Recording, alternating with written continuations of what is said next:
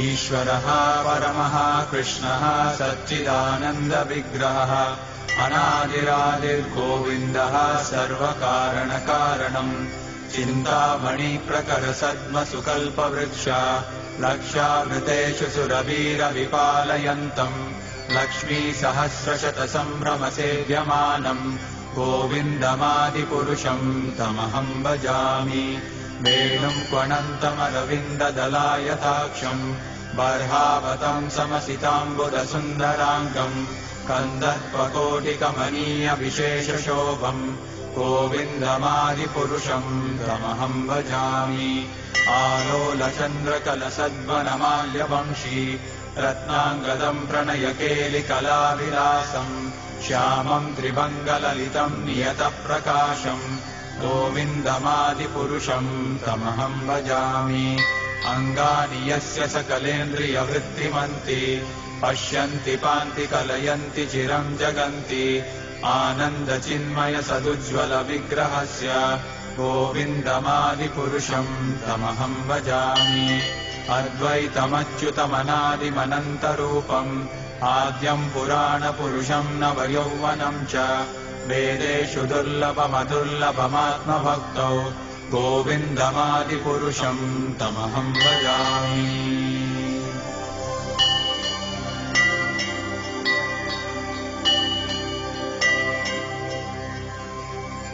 पन्तास्तु कोटिशतवत्सरसम्प्रगम्यो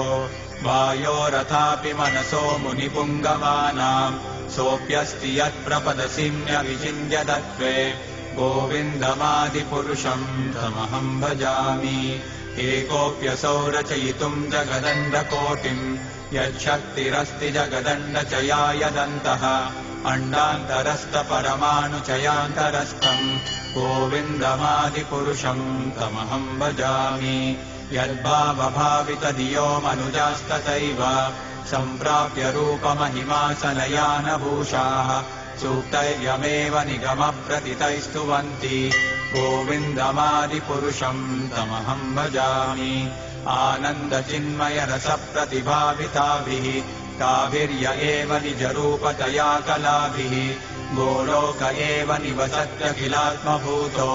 गोविन्दमादिपुरुषम् तमहम् भजामि प्रेमाञ्जनच्चुरितभक्तिविलोचनेन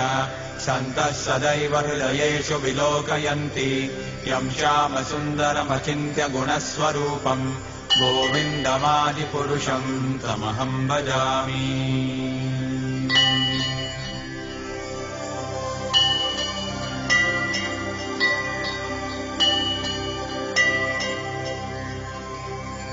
रामादिमूर्तिषु कलानियमेन तिष्ठन् नानावतारमकरोद्भुवनेषु किन्तु कृष्णः स्वयं समभवत्परमः पुमान्यो गोविन्दमादिपुरुषम् तमहम् भजामि यस्य प्रभा प्रभवतो जगदण्डकोटिकोटिष्वशेषवसुधादिविभूतिभिन्नम् तद्ब्रह्म निष्कलमनन्तमशेषभूतम् गोविन्दमादिपुरुषम् तमहम् भजामि माया हि यस्य जगदण्डशतानि सूते त्रैगुण्यतद्विषयवेदवितायमाना सत्त्वाबलम् विपरसत्त्वम् विशुद्धसत्त्वम् गोविन्दमादिपुरुषम् तमहम् भजामि आनन्दचिन्मयरसात्मतया मनस्सु यः प्राणिनाम् प्रतिफलम् स्मरतामुपेत्य लीलायितेन भुवनानि जयत्यजस्रम् गोविन्दमादिपुरुषम् तमहम् भजामि गोलोकनाम्नि निजधाम्नि तले च तस्य देवी महेश हरिधामसुतेषु तेषु ते प्रभावनिचया विहिताश्च येन गोविन्दमादिपुरुषम् तमहम् भजामि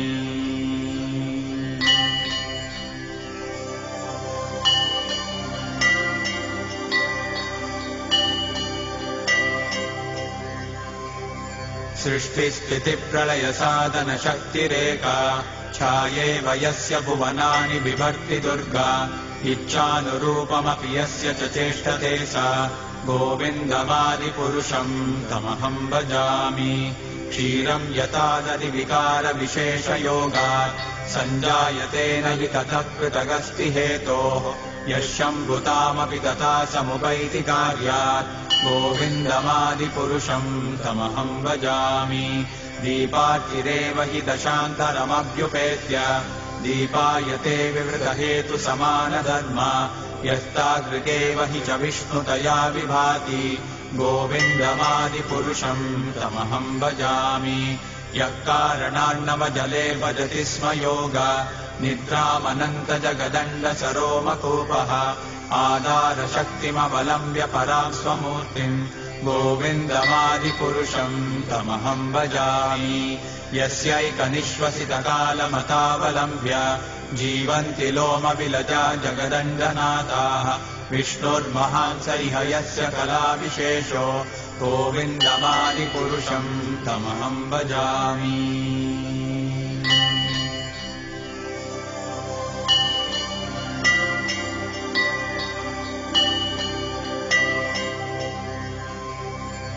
भास्वान्यथाश्मशकलेषु निजेषु तेजः स्वीयम् कियत्प्रकटयत्यपि तद्वदत्र ब्रह्माय एष जगदण्डविधानकर्ता गोविन्दमादिपुरुषम् तमहम् भजामि यत्पादपल्लवयुगम् विनिधाय कुम्भ द्वन्द्वे प्रणामसमये स गणाधिराजः विघ्नान् विहन्तुमलमस्य जगत्त्रयस्य गोविन्दमादिपुरुषम् तमहम् भजामि अग्निर्महीगगनमम्बुमरुद्दिशश्च कालस्तथात्ममनसीति जगत्त्रयाणि यस्माद्भवन्ति विभवन्ति विशन्ति यम् च गोविन्दमादिपुरुषम् तमहम् भजामि यच्चक्षुरेश सविता सकलग्रहाणाम् राजा समस्तसुरमूर्तिरशेषतेजाः यस्याज्ञया भ्रमति संवृतकालचक्रो गोविन्दमादिपुरुषम् तमहम् भजामि धर्मोतपापनिचयः श्रुतयस्तपांसि ब्रह्मादिकीटपतगावदयश्च जीवाः यद्दत्तमात्रविभवप्रकटप्रभावा गोविन्दमादिपुरुषम् तमहम् भजामि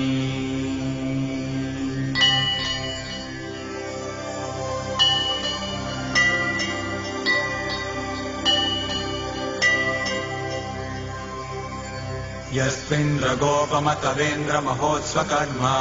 बन्धानुरूपफलभाजनमातनोति